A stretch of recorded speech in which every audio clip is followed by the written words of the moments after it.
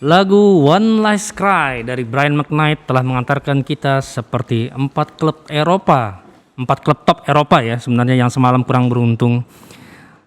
Tapi untuk membahasnya sekarang saya sudah tersambung dengan pengamat sepak bola handal Bung Roni Pangemanan atau biasa disapa Bung Ropan. Selamat pagi Bung Ropan. Selamat pagi Iskandar, gimana sehat-sehat? Sehat Bung Ropan, sehat-sehat juga ya Bung Ropan. Amin.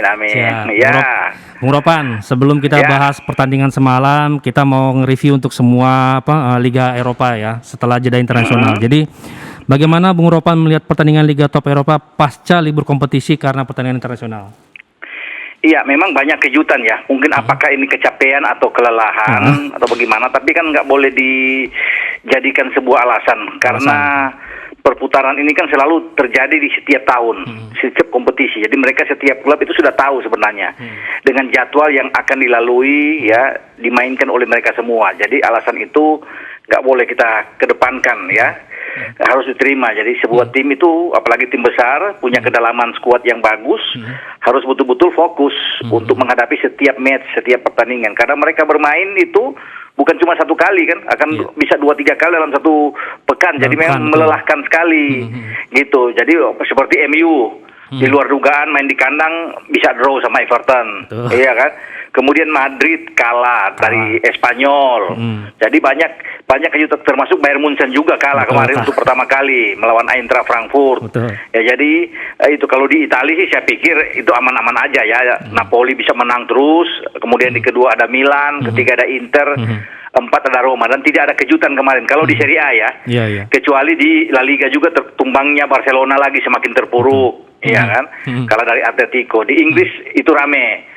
Ditutup dengan pertandingan 2-2 antara Liverpool dan City kemarin. Ya, begitu. Gitu sekarang. Ya. Nah, Bung Ropan, kalau tadi kan saya sudah sempat membuka dengan 4 klub Eropa yang semalam kurang beruntung.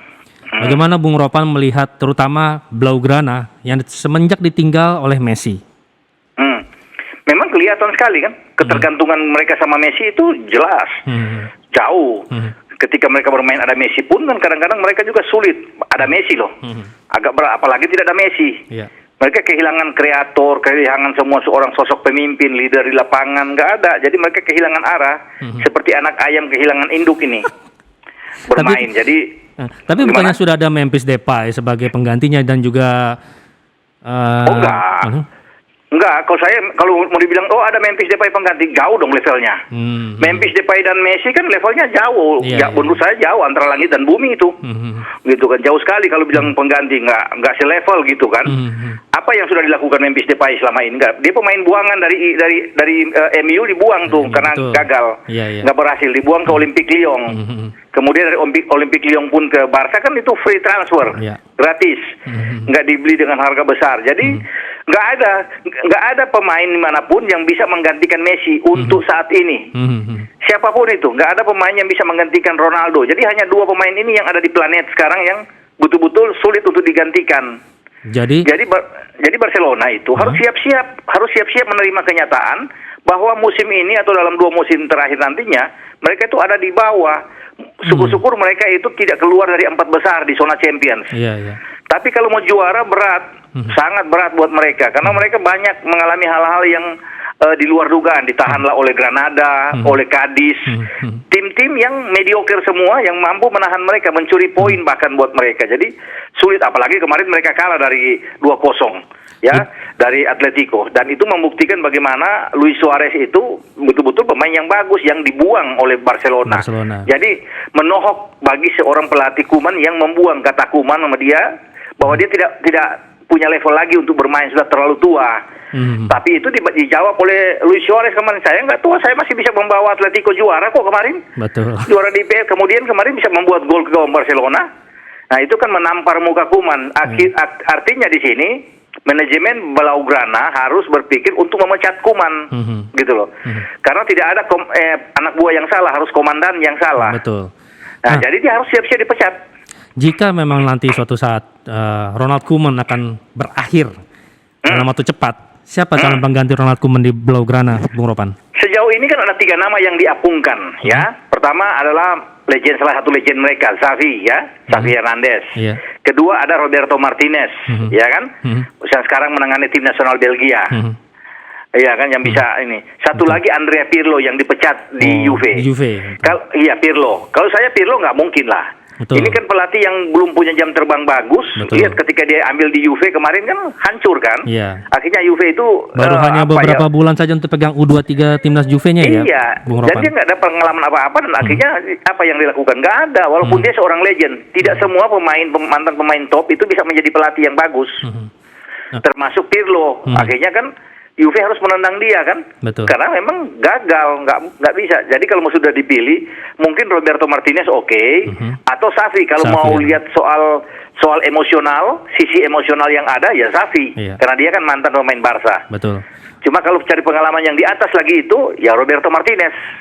Ya, atau yang nganggur sekarang itu adalah Joachim Low. Joachim Low Kalau mau ambil yang lagi nganggur kan. Iya. Yang punya jam terbang banyak, jam terbang yang tinggi, yang pernah membawa Jerman juara dunia.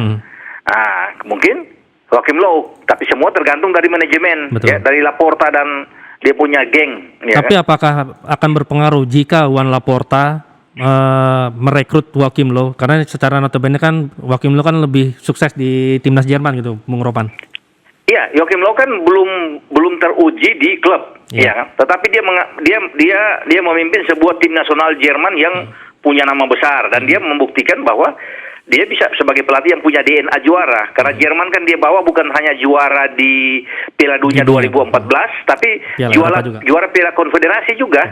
Konfederasi sebelum Rusia 2018 kan 2017 Jerman juara di Rusia. Jadi Joachim Low perlu dicoba karena dia ini kan pelatih yang oke lah. Cuma sekali lagi tergantung manajemen apakah bisa menerima dia atau Martinez atau Xavi. Kalau saya nggak ada masalah dengan Joachim Low, bolehlah dicoba untuk dia. Toh kalau gagal dipecat juga kan, gitu. Iya. Sebenarnya pecat semua gitu ya, Bung Ropan. Semua, termasuk kalau Xavi juga gagal, dia nggak akan bertahan lama. Iya dong. Iya. Bung Ropan. Karena yang dibutuhkan pemimpin juara. Bung Ropan, kalau tadi kita ke Blaugrana, lalu kita ke kota musuh bebuyutannya Blaugrana yaitu Real Madrid gitu kan. Setelah semalam juga kalah juga gitu kan. Iya. Ini apa yang menyebabkan sepertinya Real Madrid ini ya walaupun masih sebagai pemimpin klasemen gitu kan, tapi sepertinya ditinggalkan CR7 itu belum juga menghasilkan performa yang terbaik gitu loh, Bung Ropan. Iya, jadi memang sudah terbukti kan ketika bintang-bintang mereka keluar termasuk Messi dan sebelumnya juga sudah didahului oleh CR7. Memang nggak ada penggantinya. Siapa mau Hazard datang pun nggak mungkin, sebagai Hazard datang pun kecewa semua karena kan lebih banyak cedera. Betul. Lebih banyak masuk di ruang operasi. Betul. Cadangan. Jadi memang nggak bisa untuk menggantikan seorang CR7 dan itu terbukti dengan performa Madrid yang naik turun terus dan musim lalu juga mereka gagal kan, Atletico yang juara. Iya. Jadi kemudian untuk tampil di level Eropa pun Madrid sudah nggak ada sejak 2018 sudah nggak ada lagi sampai sekarang. Iya. Tenggelam terus Madrid untuk bisa bersaing termasuk dengan Blaugrana, Barcelona. Jadi hilang. Mereka untuk bisa mencari pemain lagi itu agak sulit. Yang ada pemain-pemain lama. Benzema udah nggak mungkin tahun depan 2 tahun lagi pensiun. Ya kan nggak Gareth Bale apalagi menurun. Hazard udah nggak bisa diharapkan. Jadi mesti cari pemain mungkin Erling Haaland kalau datang ya bisa lah. Dia bisa mendatangkan Erling Haaland atau dia mendatangkan satu lagi Kylian Mbappe untuk ke sana. Mungkin bisa mengangkat performa dari Madrid. Betul. Cuma lagi-lagi masalahnya kan ada Hepeng, ya kan? Duitnya besar, bisa nggak dia kasih keluar 200 juta euro atau 300 juta euro untuk mengambil 2 pemain ini? Itu nyari tanya kan, duit dari mana? Mungkin kalau kayak gitu Madrid harus melepas Zidane juga kali Bang untuk bisa mendapatkan Kylian Mbappe atau malah tetap aja Kylian Mbappe dengan Zidane gitu. Ya kita nggak kurang bagaimana tahu ya, tapi kan Mbappe kan pikir dia sejak kedatangan Messi agak gunda gulana, agak galau. Betul. Kelihatan gitu kalau Messi nggak main dia main bagus, kalau Messi ada di biasa-biasa. Dan kelihatan mungkin saja kalau musim depan dilepas dapat 100 juta euro, mungkin diambil sama PSG untuk melepas dia ke. Cuma kan Zidane sudah nggak ada di sana. Kemungkinan Zidane akan balik akan melatih PSG kalau Pochettino gagal, pasti Zidane akan ke situ. Betul. Karena sudah diincar kan, ini sudah diincar bahwa dia orang Prancis, ya, dia sebagai legend, jadi wajar dia untuk bisa menangani PSG yang klub yang bergelimang bintang, uang banyak, dan Zidane kan DNA juara besar. Betul. Udah pernah membawa Madrid ini 3 kali juara di Euro. Jadi champion. Iya, Gimana? Nah, Bang, tapi kalau melihat PSG sekarang juga dengan penuh bintang gitu kan. Nyatanya semalam kalah juga lawan Rennes gitu. Itu kenapa Bang? Padahal Messi sudah turun gitu loh, Bang. Lawan Rennes ini mencerminkan sebenarnya bukan soal dia kalah juga, dari awal-awal kan udah kelihatan. Mereka selalu susah payah main lawan Metz aja, tim yang berada di peringkat 20. Itu mereka itu susah sekali bisa menang. Cuma menang 2-1 di menit-menit akhir juga. Lawan Lyon juga mereka terpuruk. Jadi nggak bisa. Di UCL juga mereka sebenarnya kalah melawan Brugge. Ya, masih untung mereka bisa 1-1 juga. Jadi kalau ini dengan Rennes kalah, bermain di Rennes, tiga-tiganya main, Neymar, Mbappe, dan Messi, ini karena konektivitas di antara ketiga itu belum jalan dengan benar. Jadi sifat ego masih tinggi, saling menunjukkan kehebatan masing-masing. Itu yang ada di klub yang bertabur bintang seperti PSG. Ya, masih untung kemarin waktu mereka kalahin City, itu masih Mbappe masih bisa memberikan bola umpan kepada Messi, dan Messi bisa membuat gol. Kalau Mbappe bermain sendiri, dia membawa bola ke dalam, nggak dapat gol Messi. Kan kelihatan sekali waktu dapat penalti aja terakhir mereka bermain di liga, main bersama dengan salah satu klub itu kalau tidak salah, ya apakah Metz dan atau Lyon, itu dapat penalti nggak dikasih ke Messi, itu yang ambil tuh Neymar. Di awal mestinya kan kasih Messi aja lah, karena Messi belum membuat gol, kasihlah ke dia. Butuh tapi gol kan untuk menyaingi Ronaldo ya, Bang. Tapi kan Neymar ambil sendiri karena dia pikir dia yang dijatuhkan, gua yang ambil lah. Gitu. Jadi sifat ego ini yang sulit, dan ini menjadi PR bagi pelatih Mauricio Pochettino. Mampu nggak dia meredam ego masing-masing dari bintang-bintang ini, gitu loh. Kalau nggak, sulit untuk bisa bersaing di UCL, karena target utama dari Taipan mereka kan Mansour ini kan untuk juara, bukan juara di Prancis loh. Iya, juara kuping besar namanya. Iya, juara di UCL. Kalau di Prancis itu sudah merem. Kan? Mereka pun kalah kemarin masih jauh posisinya, kan. Betul. Masih di atas jauh. Jadi kalau mau juara Liga Prancis, Piala Prancis, udah nggak usah lah itu. Itu tiap tahun dapat tuh PSG dalam 3 tahun terakhir tuh disapu bersih terus. Sekarang tinggal UCL. Nah, UCL kan gagal terus. Betul. Dengan kondisi seperti ini, saya nggak yakin mereka bisa tembus final. Jangankan juara, tembus final aja UCL saya nggak yakin. Berat, karena sangat berat. Gitu loh. Bang, sekarang nih La Liga ini kan bisa dibilang hidup segan mati tak mau, karena kehilangan 2 magis dari CR7 dan Messi. Sebenarnya masih menarik nggak sih, Bang, untuk dilihat oleh penggemar La Liga pada saat ini? Enggak menarik lagi. Oh, nggak menarik lagi? Nggak menarik. Menurut saya nggak menarik lagi. Karena itu, karena simbol kebesaran mereka kan di El Clasico, ya kan? Pertemuan antara ini di sana melibatkan seorang CR7 dan Messi. Dua-dua sekarang udah keluar. Betul. Ini menjadi ujian besar bagi federasi secara menyeluruh di Spanyol yang diketuai oleh Tebas di sana. Jadi agak berat untuk bisa mengembalikan pamor itu. Memang masih disegani, karena punya nama besar seperti Madrid, 13 kali juara champion, ya kan. Masih ada Barca itu ya karena nama besar aja. Mereka pernah ada Messi di situ, pernah ada Puyol, Iniesta, Xavi, ya kan. Mereka jadi masih itu aja. Tapi kalau untuk dari segi permainan, apa yang Anda lihat sekarang? Nggak ada. Tim-tim kecil bisa dapat poin sama mereka. Kalau dulu ada zaman ini mana ada tim kecil bisa, ada Messi, ada Puyol, ada Xavi, ada Iniesta, itu semua dibantai habis itu. Iya kan? Betul. Sekarang Cadiz, siapa yang tahu Cadiz? Pemain ada yang nggak tahu pemain top Cadiz? Nggak ada. Pemain top Granada? Nggak ada. Iya kan, pemain-pemain itu LC. Dari mana itu mereka tuh datang dari mana tuh? Nggak tahu sama sekali. Nah itu dia, kok mereka bisa dapat poin, bisa nahan, bisa kalahin Barca. Klub sebesar Barca gitu ya, Bang ya? Klub sebesar Barca, saya bilang tadi, ini hanya meninggalkan nama besar saja. Tapi kalau dari permainan, saya pikir enggak, udah jauh. Jadi orang akan berpaling ke IPL sama Serie A sekarang. Baik, Bang. Ya, akan itu. Ya. Oke, IPL. Tadi menarik soal IPL. Nah, kan IPL kan CR7 kembali hadir lah di Red Devil. Kira-kira apa yang menarik nanti pertandingan ke depan gitu, Bang? Secara kan juga Romelu Lukaku juga sempat belajar. Ya istilah kata latihan juga lah di Italia, terus kembali ke Inggris lagi, ke Chelsea terutama gitu kan. Akan lebih menarik lagi nanti, Bang, untuk persaingan di klasemen papan atasnya, Bang? Oh iya, pasti kalau kembalinya Lukaku untuk reuni kedua kali di Chelsea, makin lebih membuat IPL ini bersinar, datang lagi si anak yang hilang lagi satu CR7 balik lagi setelah 12 tahun ini membuat kompetisi di IPL itu makin tinggi nilainya, jadi tidak bisa dikalahkan oleh kompetisi manapun di dunia ya. Bahkan sebelum ada Ronaldo pun yang keluar, IPL masih di atas terus, masih bersinar tuh banyak disukai oleh tontonan karena persaingan di sana kan bukan saja melibatkan 1, 2, 3 klub aja, seperti di Spanyol, seperti di Serie A. Itu di sana 1 sampai 20 itu deg-degan kalau main. Betul. Ya kan, bisa saling mengalahkan loh. Bahkan sampai degradasi pun juga yang calon zona degradasi juga akan ramai juga gitu ya Bang ya. Rame. Saling sikut-sikut menyikut gitu ya. Sikut menyikut dan itu Liverpool, Chelsea, City, MU itu selalu hati-hati kalau ketemu dengan tim yang ada di bawah. Karena selalu kejutan menimbulkan ini riak-riak itu kompetisi itu hebat sekali. Nah itulah IPL. Apalagi Ronaldo datang dan kalau ke depan saya pikir menurut saya itu hanya milik 4 klub. Tidak ada klub lain lagi yang bisa menjadi juara. Pertama City, Liverpool, Chelsea, MU. Udah 4 tim ini. Jadi 4 tim ini yang pada musim kemarin itu mereka kan 1, 2, 3, 4 kan. Yang lolos. Nah sekarang akan terjadi itu juga karena kenapa saya bilang begini? Karena skuad mereka itu dalam, gitu loh. Tidak ada cacat sama sekali. Kalau ada keluar yang ganti juga sama.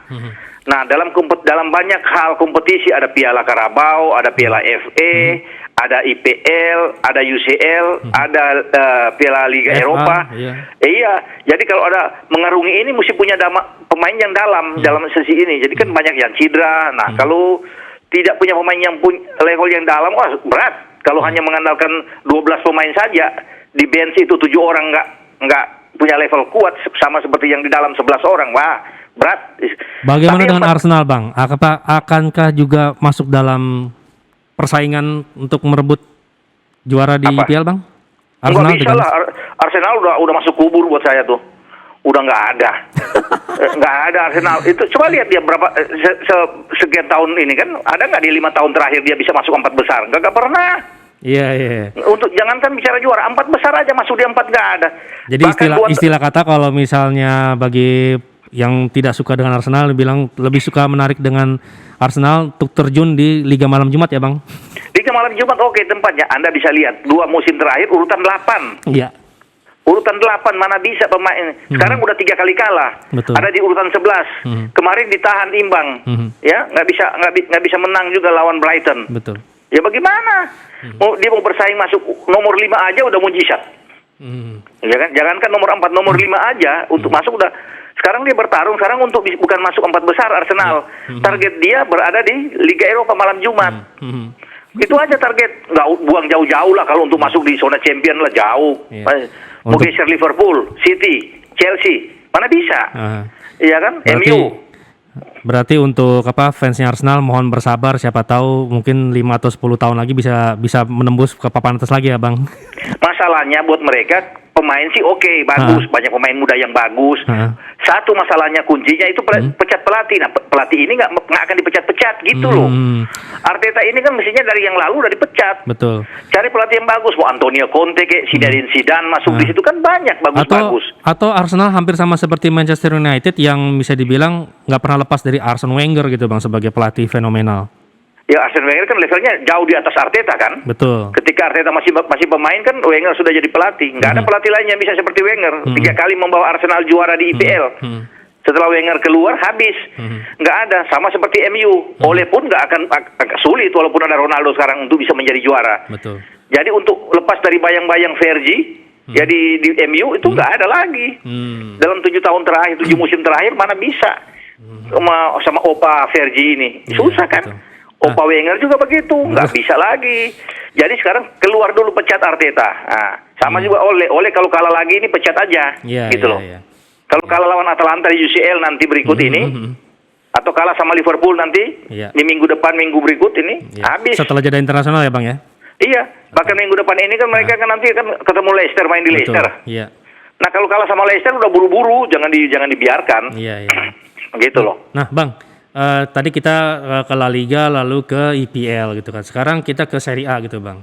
Nah kalau sekarang melihat Serie A sendiri seperti apa Bang? Karena secara kan sampai saat ini Napoli masih sebagai kapolistanya Bang. Lalu ya Juventus yang awal-awal terseok-seok sekarang sudah mulai bangkit gitu Bang. Dari yang sempat mau menuju zona degradasi Sekarang sudah mulai ke papan tengah lah gitu Bang. Menurut Abang? Ya, Juventus kan ini ya semua tahu lah tim besar ya. Artinya dan adalah pasang surutnya semua tim adalah pasti. Ya di awal-awal dia nggak begitu mengesankan, sempat kalah dari Empoli, sempat kalah dari Napoli, ya kan. Tapi 3 pertandingan terakhir kan menang dia di Serie A. Ya kan? Kemudian dia menang kemarin lawan Chelsea. Jadi ada kebangkitan buat dia. Nah, karena ini kan kompetisi ini baru 7 match ya, baru 7 pekan. Secara keseluruhan kan 38 masih jauh. Betul. Masih jauh bisa. Jadi kalau untuk ukuran tim sematang mereka itu setelah di atas 15 pekan itu pasti dia akan balik lagi. Secara perlahan dia akan balik lagi ke posisi dia yang baik. Cuma memang sekarang yang fenomenal adalah Napoli karena 7 pertandingan 7 menang. Itu termasuk bagaimana mereka bisa mengalahkan Juve kemarin kan. Jadi ini tim yang lagi bagus. Cuma kita akan tunggu nantinya ke depan bagaimana. Yang lalu juga kan Inter kan selalu di bawah, juara paruh musim Milan. Ya kan musim lalu. Akhirnya ujung-ujungnya juaranya tetangga. Ya kan Inter Milan. Ya Inter sekarang kan Inter dalam posisi juga kan tim yang belum pernah kalah nih. Bahaya nih, bahaya juga. Iya, jadi bukan tidak mungkin mereka bisa bersaing. Milan juga, tapi ya kita lihat dari ini aja. Kita lihat dari apa ya, dari kematangan sebuah klub itu dengan kembali dengan pemain-pemain. Milan bagus, tapi kedalaman skuadnya saya meragukan, ya kan? Nah, kita akan tunggu nantinya apakah dia akan jadi seperti musim lalu, ngegas tinggi benar.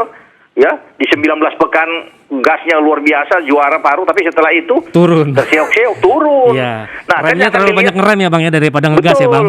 Itu semua akan dilihat setelah di paruh musim kedua memulai di Januari. Nah di situ kita ukur bisa nggak dia konsisten. Kalau dia habis sudah selesai sudah.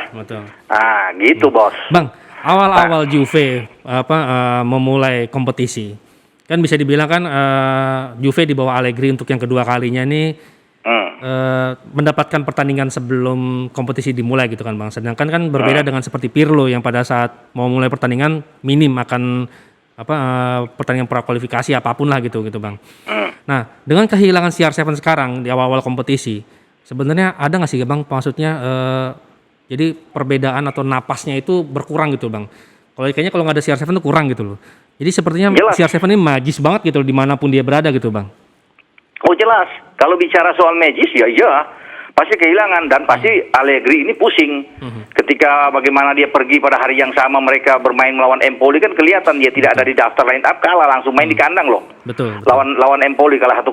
Jadi memang daya pikatnya itu luar biasa seorang CR7 dan mereka harus berpikir lagi. Ini saya bilang ini tantangan perjuangan bagi Allegri dan Juventus. Mungkin di musim dingin nanti mereka harus bisa membeli pemain lagi karena mereka tidak punya pemain depan yang garang ya, hanya mengandalkan Dybala, ya, Chiesa, Morata pun naik turun kan, tergantung angin. Kalau angin lagi bagus. Kalau angin duduk dia duduk, gitu kan. Jadi nggak bagus ini. Mungkin dicari tukar, Morata ditukar dengan siapa atau mereka berani Haaland datang. Wah, mereka kalau punya Haaland aja, wah kencang itu tim. Atau mereka punya Mbappe, ini bagus tim. Bagus, karena Dybala itu mesti punya tandem seperti ketika ada Ronaldo kan. Bagus ya. Dybala Morata bagus kalau ada Ronaldo. Nah, mesti ada bintang, satu sosok bintang untuk dikembalikan ke sana atau cari nomor 9 yang benar-benar top ya. Bisa dimainkan di sana untuk mengangkat lagi performa Juventus. Karena Juventus ini saya pikir musim ini berat. Bukan berarti mereka ini untuk menjadi juara berat. Untuk bisa menjadi juara berat. Mereka udah kalah, udah berapa? 2 kali kalah ya. Udah 2 kali kalah, 2 kali seri. Nah, itu kan agak-agak susah kalau mau lihat dengan Napoli yang larinya kencang 21 poin, 7 match 21 poin. Jauh, Juve udah di bawah kan. Selisihnya nggak jauh itu. Dan Juve selalu menciptakan gol lebih awal tapi habis itu diimbangi dan akhirnya kalah. Walaupun sekarang masih lebih baik gitu, Bang. Masih bagus mereka kemarin derby bisa menang 1-0 melawan Torino. Betul. Itu kan biasanya kan sulit bisa draw kan. Nah, jadi kelihatan memang mereka masih mencari-cari bentuk walaupun untung ada Allegri. Coba kalau masih Pirlo ini lebih tenggelam lagi. Mungkin ada di urutan 16 17 itu. Itu. Siap-siap masuk celaannya fansnya Inter lah kembali lagi aja kamu ke Serie B. Iya, ini untung ada Allegri. Main lawan Spezia aja hampir kalah. Gimana? Betul. Iya kan cuma menang 3-2. Jadi saya pikir waduh, ini betul-betul kasihan Allegri ini perlu kerja keras. Nah, tapi ada kalau mereka masih ada di urutan 6, urutan 5 misalnya sampai di Desember, apalagi mereka dari urutan 4. Wah, ini bagus. untuk main di transfer window, mereka dapatkan 1-2 pemain yang bagus, tukar Morata di Lego masuk pemain bagus satu, ya mungkin Bernardeschi lepas atau siapa McKennie atau siapalah, mereka tukar, wah dapat 2 aja, udah top itu, udah mantap, udah bisa bersaing mereka di atas kan, gitu. Baik, Bang Ropan, terima kasih atas waktunya pencerahan pagi ini terkait kita membahas Liga Top Eropa. Sampai bertemu lagi di lain waktu, Bang Ropan. Sama-sama, terima kasih Mas I. Salam semua ya buat teman-teman yang ada di sana. Oke, siap, Bang Ropan. Salam sehat selalu, Bang Ropan. Siap, ya, oke.